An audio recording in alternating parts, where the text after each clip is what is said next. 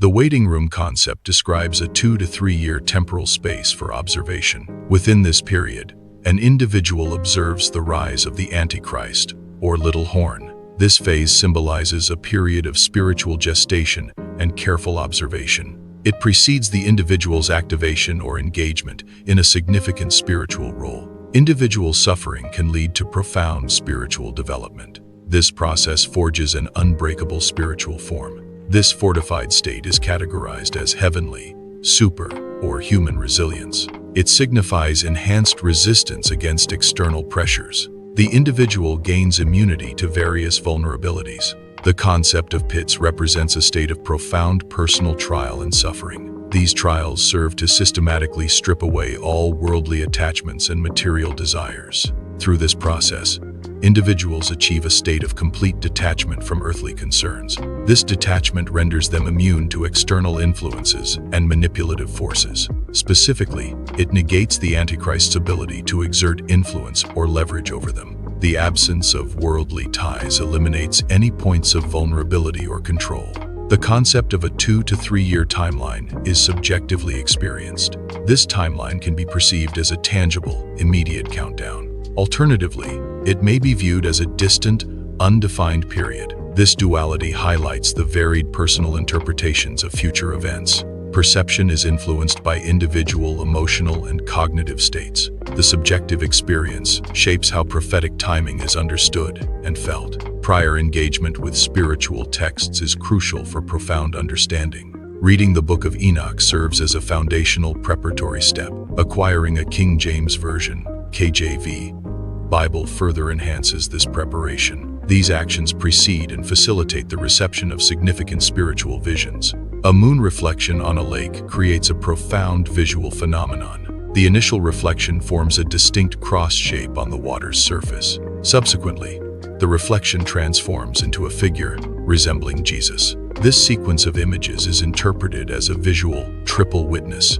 It symbolizes a divine calling, signifying a spiritual message or purpose. The visual also serves to foreshadow significant future events. The numbers 9 and 11 are often interpreted symbolically in various contexts. These numbers are frequently linked to concepts of wrath and judgment. Their appearance can suggest an impending period of divine intervention. This symbolism often points towards significant societal upheaval or change. The seventh spirit is guided by specific navigational tools as the world approaches a critical period. These tools include the sequence of Enoch, the King James Version of the Bible, and the moon reflection. These elements are presented as essential guidance for understanding impending global events.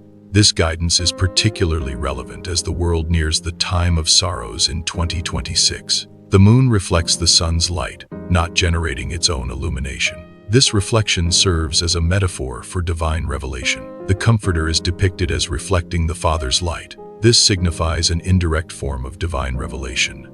A cross appearing on water symbolizes a foundational sacrifice. This imagery represents an identification with the cross. The symbol is linked to a vision experienced on All Saints' Day. It conveys profound spiritual significance and historical context. A robed figure, representing the Ancient of Days or Christ, is depicted. This figure is shown hovering above a body of water. The water symbolizes the chaos associated with Great Babylon, Sodom, and Egypt. The hovering signifies a divine presence and authority over this chaos. This imagery suggests an impending divine intervention or judgment. The King James Version, KJV, Bible holds significant historical and cultural importance. It is widely recognized for its distinctive poetic language and literary quality. The KJV's authoritative frequency has established its enduring influence in religious texts. Its prose style has profoundly shaped English literature and common idioms. The KJV is often regarded as a primary tool for understanding spiritual truth. Its translation continues to be revered for its accuracy and spiritual depth. Engagement with 1 Enoch involves reconciling lost knowledge with final revelation. This reconciliation is crucial for understanding ancient texts and their prophetic significance. The text specifically mentions blessings designated for the elect. These blessings are intended to be received during the day of tribulation. In symbolic numerology, each number carries distinct conceptual significance. The number 9 is often interpreted to represent concepts of finality and harvest. Conversely, the number 11 symbolizes chaos and the disintegration of established orders. Specifically, 11 is associated with the breakdown of the iron and clay world order. The numbers 9 and 11 hold significant symbolic weight in certain interpretations. Their combined symbolism is understood to represent the wrath of God. An individual, identified as the vengeful one, is central to this interpretation. This individual is preparing to witness and facilitate the manifestation of this divine wrath. Living in Illinois is metaphorically presented as a prophetic hideout. This concept draws an analogy to Little Egypt. It is further compared to Moses' period of hiding. This hiding occurred prior to the biblical Exodus event. The period in Illinois is characterized as a dark night. This dark night precedes a significant activation or emergence. The name Michael Timothy Meyer carries significant spiritual meaning. Each part defines a spiritual role, who is like God and who honors God. The name also signifies one who gives light, emphasizing a guiding presence. This individual wields white light blades in the land of confusion. The ability to communicate with God through internal thought is a profound spiritual experience. This mental dialogue involves perceiving God's active listening and response. This spiritual capacity is identified as the spirit of counsel and spirit of knowledge. These spiritual operations function daily, enabling continuous divine interaction. Such communication mirrors the experiences of biblical figures like Samuel and Elijah. The moon reflection acts as a foreshadowing element. It serves as a visual check-in for the individual. This confirms the divine figure from a third heaven vision. The divine figure is watching over the individual in Little Egypt. The moon serves as a mirror of truth in this symbolic representation. It reflects the image of the cross, a central religious symbol.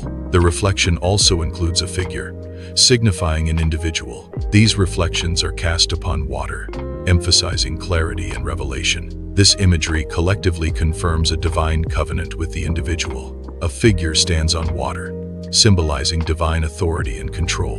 The water represents peoples and nations, as described in Revelation 17:15. This imagery suggests dominion over the chaos of worldly powers. Specifically, it refers to the iron and clay superpower, a fragmented and unstable entity. This divine intervention prepares for a future event known as the Day of Wrath. The individual's mind is conceptualized as hardwired to the divine throne. This direct connection is attributed to the individual embodying the seventh spirit. This spiritual state establishes an unmediated relationship with the divine source. Consequently, traditional intermediaries such as church institutions are deemed unnecessary. Similarly, the role of priests as conduits for divine access is negated. Communication with God is essential during periods of trials and oppression. This divine connection is metaphorically described as oxygen. It serves to preserve the white light, symbolizing spiritual purity or truth.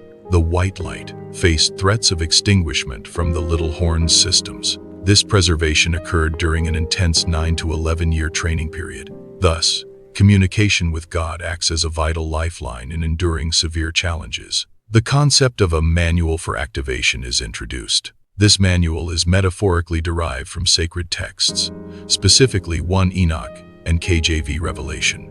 Engaging with these texts is presented as a process of receiving the manual.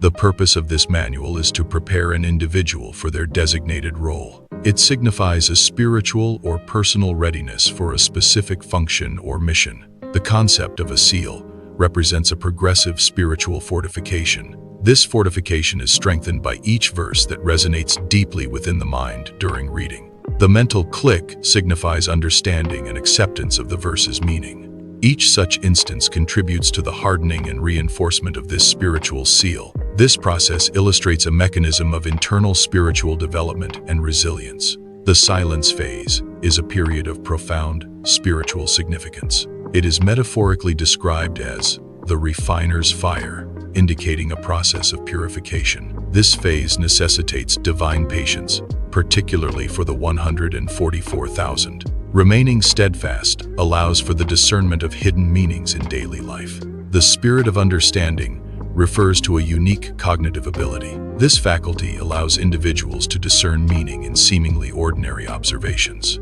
It enables the interpretation of hidden in the plain sight phenomena.